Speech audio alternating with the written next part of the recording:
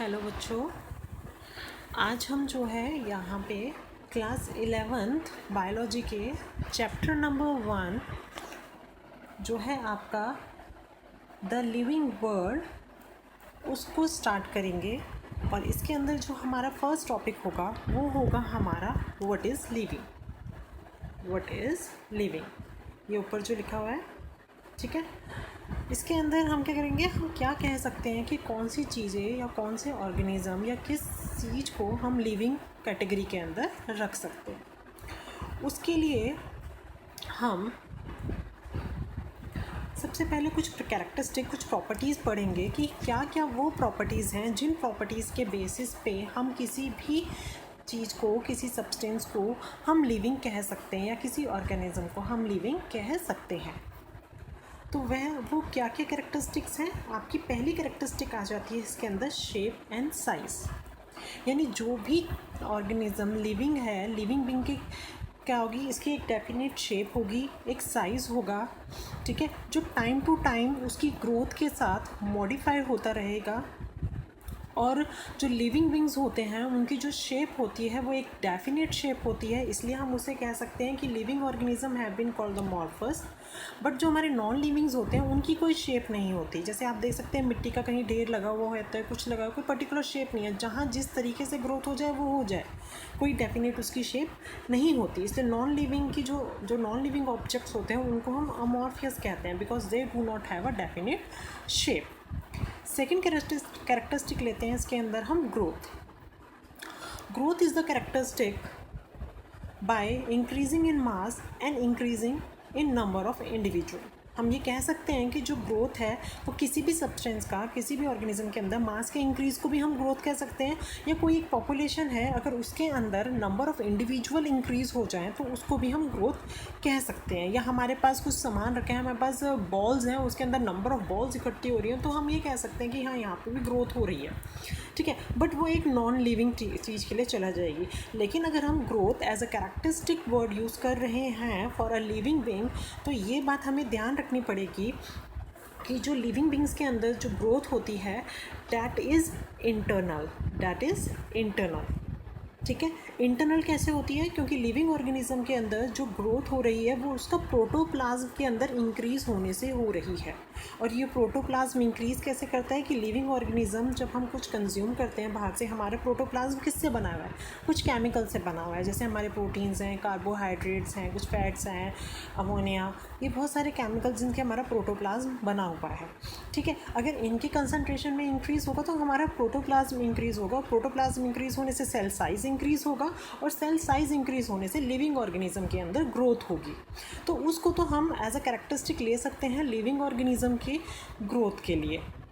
But non living के अंदर क्या होता है, हम ग्रोथ को क्या कहते हैं, क्योंकि नॉन लिविंग और ऑब्जेक्ट के अंदर जो ग्रोथ होती है वो इंटरनल नहीं होती, वो एक्सटर्नल होती है। बाहर से ही आके चीज़ें एक्यूमुलेट होती रहती हैं और वो अपने साइज़ में इंक्रीज़ करता रहता है, ठीक है। बट लिविंग ऑर्गेनिज्म के अंदर जो ग्रोथ होती है वो सेल साइज़ इंक्रीज़ करने से होती है और नंबर ऑफ़ सेल इंक्रीज़ करने से होती है। और सेल नंबर्स कैसे इंक्रीज़ होते हैं, बाय सेल डिवीज़न, वो सेल डिवीज़न से इंक्रीज़ होते हैं। जैसे प्लांट के अंदर हम कहेंगे, हम छोटा सा पौधा लगाते हैं और वो इतना बड़ा एक ट्री बन जाता है। कैसे होते हैं, क्योंकि प्लांट के जो सेल्स होते हैं वो क्या करते हैं, वो ग्रोथ करते हैं by cell division throughout the life. और हम एनिमल्स हैं, जैसे हम ह्यूमन बींग्स का एग्जांपल लें या किसी दूसरे एनिमल्स का एग्जांपल लें, तो एनिमल्स की जो ग्रोथ होती है वो एक सर्टेन एज तक होती है। उसके बाद हमारी ग्रोथ क्या होती है, थोड़ी सस्टेन हो जाती है, ठीक है। Growth in living organism is called intussusceptional growth. Intussusceptional growth का मतलब क्या होता है, डैट मीन्स जो ग्रोथ हो रही है वो इंटरनल सेल मास और प्रोटोप्लाज्म के इंक्रीज़ होने से हो रही है। इसलिए हम लिविंग ऑर्गेनिज्म की जो ग्रोथ होती है उसे इंट्यूसेप्शनल ग्रोथ कहते हैं। At the end of the क्या होता है कि ये जो ग्रोथ हो रही है किसकी वजह से हो रही है, प्रोटोप्लाज्म भी जो इंक्रीज़ कर रहा है वो किस वजह से हो रहा है, मेटाबॉलिज्म। जो लिविंग ऑर्गेनिज्म के बॉडी के अंदर वो मेटाबॉलिज्म चलता रहता है। और ये मेटाबॉलिज्म किसका, जैसे हम शुरू से पढ़ते आए हैं, डाइजेशन होता है। डाइजेशन प्रोसेस के अंदर हम बहुत सारे carbohydrate, fat, vitamins, lipids, fats ये हम कंज्यूम करते हैं, उनका हमारी बॉडी में जाके मेटाबॉलिज्म होता है, ठीक है। कुछ प्रोडक्ट्स जो है ब्रेकआउट करके कुछ और बनाते हैं, कुछ प्रोडक्ट्स जो है एक्यूमुलेट करके एक न्यू सब्सटेंस बनाते हैं। तो ये सारी मेटाबॉलिक एक्टिविटीज़ होती हैं जो लिविंग ऑर्गेनिज्म के अंदर चलती रहती है, और इन्हीं मेटाबॉलिक एक्टिविटीज़ के बेस पे क्या होता है, प्रोटोप्लाज्म इंक्रीज़ होता है, सेल डिवीज़न इनिशिएट होती है, जिसकी वजह से लिविंग ऑर्गेनिज्म के अंदर क्या होती है, ग्रोथ होती है। ठीक है, तो ये हमारी सेकंड कैरेक्टरिस्टिक थी ग्रोथ, जिसकी वजह से हम कह सकते हैं कि हाँ, अगर इसके अंदर एक इंटरनल ग्रोथ हो रही है तो that means that is a living organism. ठीक है, नेक्स्ट लेते हैं हम रिप्रोडक्शन। रिप्रोडक्शन क्या है? All living organism have a power of reproduction. ठीक है, सारे लिविंग ऑर्गेनिज्म जो है रिप्रोड्यूस करते हैं। रिप्रोडक्शन मतलब they produce their own kind और सिमिलर काइंड ऑफ ऑर्गेनिजम्स। ठीक है, by any mean, by asexual और बाय द सेक्सुअल। ठीक है, आपके सेक्सुअल और असेक्सुअल में आपको पता है डिफरेंस क्या है। जितने भी हमारे आपके यूनिसेलुलर्स हो गए, आपके ईस्ट हो गए, प्लेनेरियाज हो गए, दे रिप्रोड्यूस असेक्सुअली, और जैसे हम ह्यूमन बींग्स हो गए, आपके बर्ड्स हैं, आपके और एनिमल्स हैं, दे प्रोड्यूस बाय सेक्सुअली। ठीक है, तो इससे क्या हो रहा है, एक ऑर्गेनिज्म क्या कर रहा है, ऑर्गेनिज्म जो लिविंग ऑर्गेनिज्म है, ये चीज़ किसके अंदर हो सकती है, रिप्रोडक्शन प्रोसेस एक लिविंग ऑर्गेनिज्म ही कर सकता है। एक लिविंग ऑर्गेनिज्म अपनी ही जैसे एक दूसरे लिविंग ऑर्गेनिज्म को प्रोड्यूस कर सकता है। ठीक है, और फिर ये जो न्यू यंग वन प्रोड्यूस हुआ है वो ग्रो करेगा, उसके अंदर जो है सेल ग्रोथ होंगी, और उसकी बॉडी जो है वो ग्रो करेगी, जिससे कि उसकी बॉडी ग्रो करेगी। ठीक है, उसकी बॉडी के अंदर सेल डिवीज़न होगा, सेल के अंदर प्रोटोप्लाज्म इंक्रीज़ होगा, उसकी बॉडी के अंदर साइज़ इंक्रीज़ होगा। तो इस तरीके से जो यंग वंस होते हैं they grow, become adult, which again produce there offspring in their turn. And ये जो कॉन्टिन्यूशन एंड मल्टीप्लिकेशन है हर ऑर्गेनिज्म की, वो कॉन्टिन्यू रहती है। ठीक है, और ये कॉन्टिन्यू क्यों रहती है? To avoid extinction due to their death. ये ना हो कि उन ऑर्गेनिज्म की डेथ हो जाए और वो उनकी जो एवोल्यूशनरी जो उनका पार्ट चल रहा है वो सब क्या हो जाए, ख़त्म हो जाए। ठीक है, in one celled organism growth and reproduction are synchronous. इनके अंदर कैसी होती है, ये सिंक्रोनस होती है। सिंक्रोनस मतलब ये अपनी बॉडी के अंदर से ही ब्रेक डाउन करते हैं। जैसे अमीबा के अंदर हमें पता है बाइनरी फ्यूजन होता है, और वो क्या करता है, अपना एक यंग वन प्रोड्यूस करता है। वो भी अपने धीरे धीरे साइज़ में इंक्रीज़ करता है, और इसके अंदर साइज़ इंक्रीज़ कैसा करता है, इसके अंदर सेल डिवीजन से इंक्रीज़ नहीं करता है, इसके अंदर सेल का प्रोटोप्लाज्म इंक्रीज़ करता है, जिससे कि ऑर्गेनिज्म की ग्रोथ होती है और वो मैच्योर होता है, and they become capable to produce their young one. फिर उसके अंदर दोबारा बाइनरी फ्यूजन होती है, they again produce their daughter amoeba. ठीक है, उसके बाद आपके और जो नॉन लिविंग ऑर्गेनिजम्स होते हैं वो क्या करते हैं, उनके अंदर रिप्रोडक्शन नहीं हो सकती। ठीक है, लिखा है नॉन लिविंग ऑर्गेनिज्म और non living object do not increase their number by reproducing themselves. वो अपना नंबर जो है रिप्रोड्यूस करके इंक्रीज नहीं कर सकते। ये हमारी कुछ कैरेक्टरिस्टिक्स दिखाई हुई हैं। ठीक है, कैरेक्टरिस्टिक्स ऑफ लिविंग ऑर्गेनिजम्स। इसके अंदर क्या है हमारी ये कैरेक्टरिस्टिक्स, इसके आप देखिए आप इसको, ये हमारी कैरेक्टरिस्टिक्स हैं कि एक लिविंग ऑर्गेनिज्म के अंदर क्या कैरेक्टरिस्टिक्स होनी चाहिए। उसके अंदर आपका वो एक सेलुलर स्ट्रक्चर का बना हुआ होना चाहिए, यानी सेल्स का बना हुआ ऑर्गेनिज्म होना चाहिए। उसके अंदर न्यूट्रिशन होना चाहिए, मेटाबॉलिज्म होना चाहिए, रेस्पिरेशन होना चाहिए, मूवमेंट होनी चाहिए, ग्रोथ होना चाहिए, रिप्रोडक्शन होना चाहिए, एक डेफिनेट सेल साइकिल उसके अंदर चले और प्रोटोप्लाज्म उसके अंदर प्रेजेंट हो। ये सारी क्या है हमारी characteristics of the living organism. अगर किसी ऑर्गेनिज्म के अंदर, किसी ऑब्जेक्ट के अंदर ये कैरेक्टरिस्टिक्स प्रेजेंट हैं, that means we can say कि ये ऑर्गेनिज्म एक लिविंग ऑर्गेनिज्म है। ठीक है, अभी हमने 3 कैरेक्टरिस्टिक पढ़ी। हमने पहले पढ़ा उसकी एक डेफिनेट शेप और साइज़ होना चाहिए। सेकंड कैरेक्टरिस्टिक पढ़ी ग्रोथ होनी चाहिए। थर्ड वन पढ़ी हमने वो रिप्रोडक्शन होना चाहिए उसके अंदर। फोर्थ कैरेक्टरिस्टिक है इसकी मेटाबॉलिज्म, जो मैंने आपको बताया कि हमारी बॉडी के अंदर जो है हम जो लिविंग ऑर्गेनिजम्स हैं वो डिफरेंट टाइप ऑफ बायोमोलिक्यूल से बने हुए होते हैं। ठीक है, we are form from the different type of biomolecules. और ये बायोमोलिक्यूल्स हमारे कौन कौन से होते हैं? ये बायोमोलिक्यूल्स होते हैं हमारे होते हैं कार्बोहाइड्रेट्स, प्रोटीन्स, फैट्स, लिपिड्स। ठीक है, ये सारे बायोमोलिक्यूल्स हैं जिनसे हम बने हुए हैं, और इन बायोमोलिक्यूल्स को हम कॉन्टीन्यूसली कंज्यूम करते हैं इन आवर डाइट ठीक है, या तो और या हम इनके रॉ मटेरियल्स कंज्यूम करते हैं और कुछ हमारी बॉडी के अंदर सिंथेसाइज्ड होते हैं। दे इंटरचेंज, ये डिफरेंट डिफरेंट टाइप के अंदर चेंज हो जाते हैं थ्रू द केमिकल रिएक्शंस जो हमारी बॉडी के अंदर होती हैं, और इन्हीं केमिकल रिएक्शंस को हम कलेक्टिवली क्या कहते हैं, मेटाबॉलिक रिएक्शंस कहते हैं। और मेटाबॉलिक रिएक्शंस को हम कहते हैं मेटाबॉलिज्म। ठीक है, ये मेटाबॉलिज्म रिएक्शन जो है दो तरीके की होती हैं, anabolic and catabolic. Feeding, digestion and assimilation together constituent nutrition. अब न्यूट्रिशन क्या होता है, जो हम फीड कर रहे हैं यानी खाना मुंह में डाल रहे हैं उसको डाइजेस्ट कर रहे हैं, और एसिमिलेशन यानी उसके जो न्यूट्रिएंट्स हैं जहाँ उनकी ज़रूरत है उनको वहाँ पहुँचा रहे हैं। इस सब को हम कलेक्टिवली क्या कहते हैं, न्यूट्रिशन कहते हैं। तो nutrition in an organism result in the production of more protoplasm. तो जो हम न्यूट्रिशन ले रहे हैं, जो डाइट हम ले रहे हैं, उसका रिजल्ट क्या होता है कि वो हमारी बॉडी के अंदर और प्रोटोप्लाज्म बनाता है, production of more protoplasm, and also in addition in weight of the body, जिससे कि बॉडी का वेट और इंक्रीज होता है। ठीक है, और it is called an anabolic, यानी जिसके अंदर सब्सटेंसेस बन रहे हैं, कंस्ट्रक्ट हो रहे हैं, उन्हें हम एनाबॉलिक कहते हैं, और हम उसे कंस्ट्रक्टिव मेटाबॉलिज्म भी कह सकते हैं। यानी इसके अंदर सब्सटेंसेस का क्या हो रहा है, सिंथेसिस हो रहा है, सब्जेक्ट्स क्या हो रहे हैं, सिंथेसाइज्ड हो रहे हैं।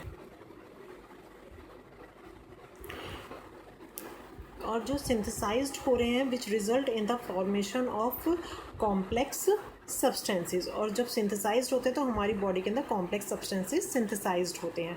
जैसे फोटोसिंथेसिस के अंदर क्या होता है, कार्बन डाइऑक्साइड और वाटर मिलकर कार्बोहाइड्रेट मॉलिक्यूल्स बनाते हैं in the presence of sunlight and chlorophyll. दूसरी रिएक्शन हमारी होती है कैटाबॉलिक रिएक्शन।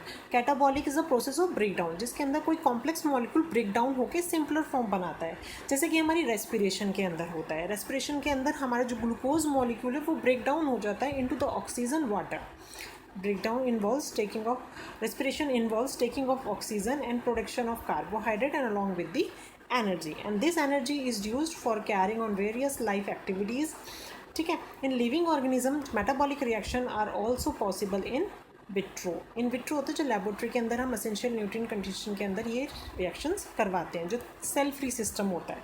ठीक है, metabolism is a peculiar characteristic of life. Non living organism do not show metabolism. ये जो होते हैं वो मेटाबॉलिज्म शो नहीं करते, नॉन लिविंग ऑर्गेनिज्म के अंदर मेटाबॉलिज्म नहीं होता। ठीक है, मैं आपको कैटाबॉलिक और एनाबॉलिक रिएक्शंस के ऊपर एक और इनका पर्टिकुलर डिफरेंस जो है आपको बताती हूँ। ये देखिए, मेटाबॉलिज्म क्या है आपका, metabolism is the web of all the enzyme catalysed reaction in the cell और ऑर्गेनिज्म। यानी मेटाबॉलिज्म जो है एक जाल है जिसके अंदर सारे एंजाइम्स जो हैं वो रिएक्शंस को कैटलाइज्ड कर रहे हैं जो किसी सेल और ऑर्गेनिज्म के अंदर हो रही है।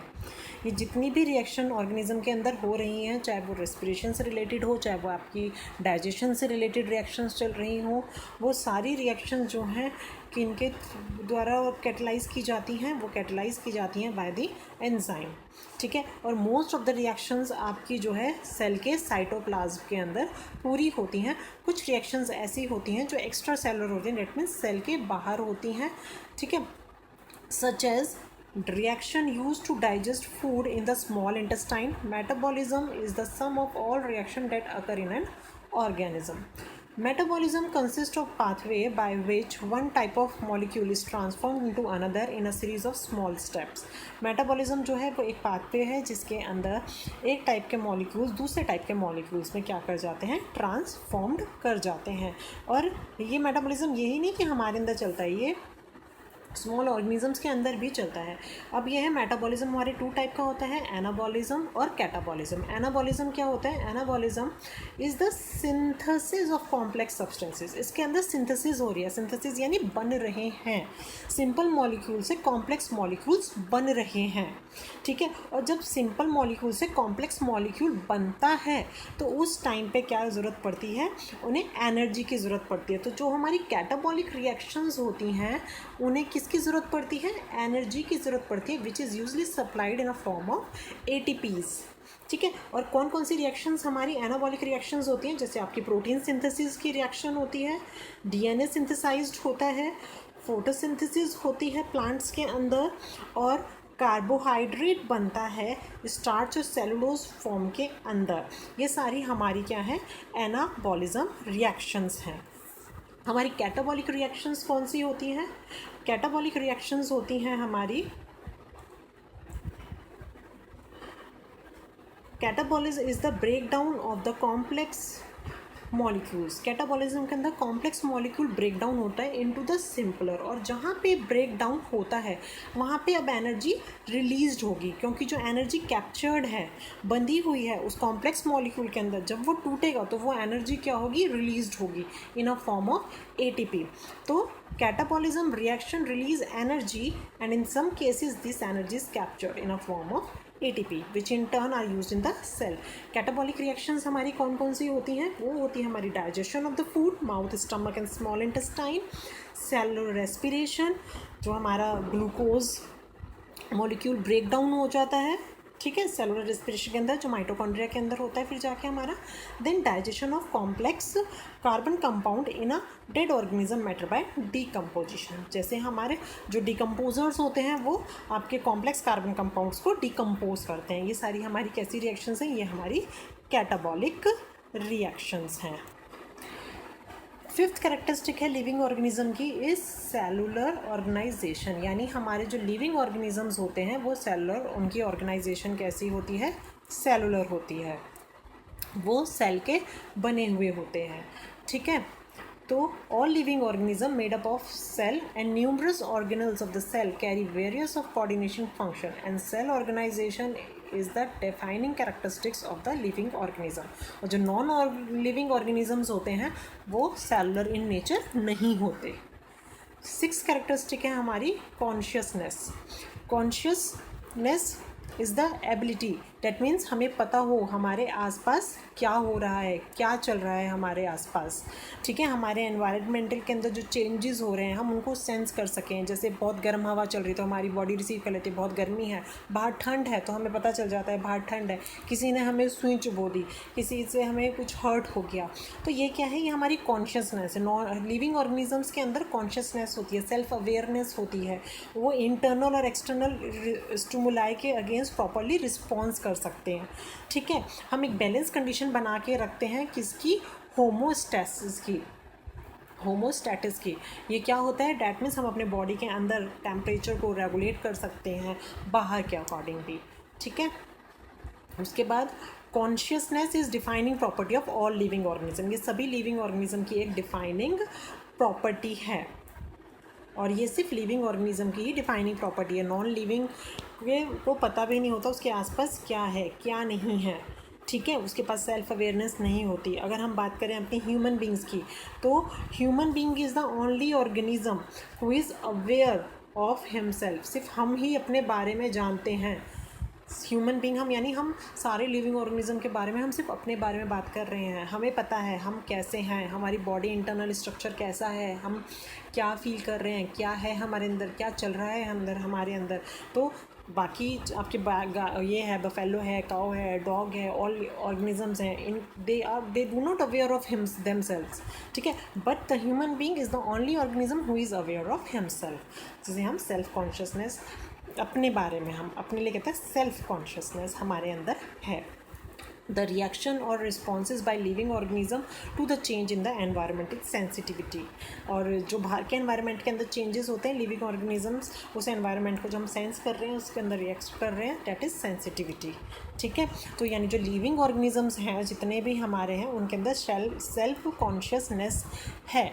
आप देखो कोई अर्थवर्म चल रहा होता है, आप उसके बीच में, वो एक रास्ते पे चल रहा है, बीच में कुछ रख दो या कुछ उसके बीच में अड़ा दो तो उसे पता चल जाएगा मेरा आगे तो रास्ता ऑब्स्टिकल हो गया है, ठीक है। वो क्या करेगा? अपना पाथ चेंज कर देगा। उसके अंदर भी सेल्फ कॉन्शियसनेस है, वो जानता है कि मेरे को आगे क्या करना है, ठीक है।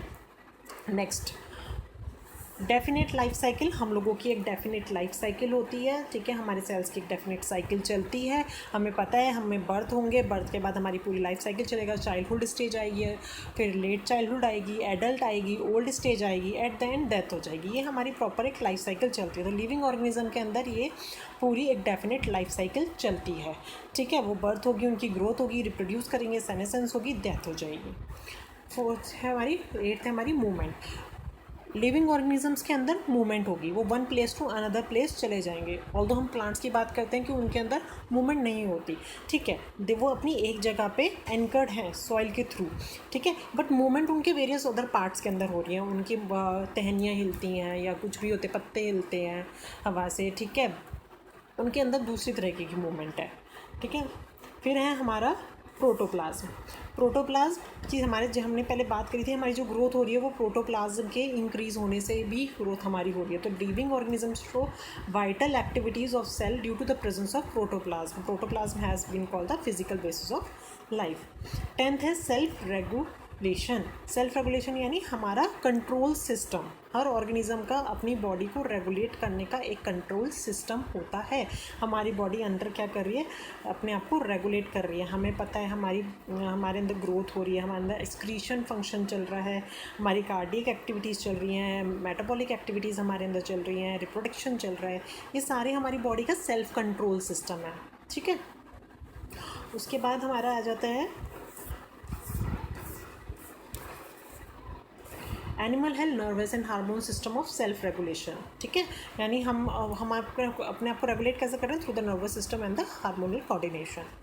Then coordination, all the parts of an organism coordinate and cooperate with one another. हमारा बॉडी पर हमारा दिमाग सोचता है भी हमें ऐसा करना है, हम सोच रहे हैं वैसा हम बोल रहे हैं, या वो एक्टिविटीज़ हम अपनी बॉडी पॉस्चर से कर रहे हैं, ठीक है। ये हमारा कोऑर्डिनेशन हो गया कि हमारे बॉडी का हर पार्ट जो है वो कोऑर्डिनेट कर रहा है।